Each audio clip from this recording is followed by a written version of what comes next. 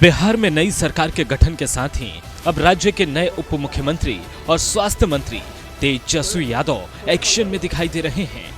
ये तस्वीर पटना के पीएमसीएच अस्पताल की है, जहां औचक निरीक्षण के लिए तेजस्वी यादव आधी रात में पहुंच गए और फिर डॉक्टरों की क्लास लगा दी।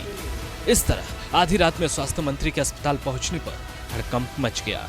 स्वास्थ्य मंत्री से मरीजों और उनके तीमारदारों ने शिकायत की और कहा कि उन्हें अस्पताल से कोई दवा और दूसरी जरूरी चीजें नहीं मिलती। लोगों की शिकायत ये भी थी कि डॉक्टर सब कुछ बाहर से लाने को कहते हैं।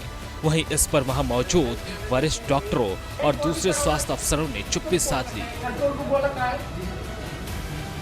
उनमें से किसी को जवाब देते नहीं बन रहा था।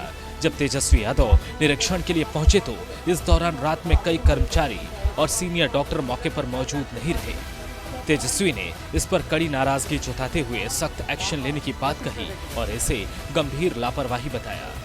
सिर्फ पीएमसीएच ही नहीं, तेजस्वी यादव ने न्यू गार्डिनर रोड अस्पताल और गर्दनीबाग अस्पताल का निरीक्षण किया। वहीं पीएमसीएच के टाटा वार्ड की स्थिति देख स्वास्थ्य मंत्री नाराज हो गए। उन्होंने कई कर्मचारियों से पूछताछ की, लेकिन वे उनके सवालों का जवाब नहीं दे सके।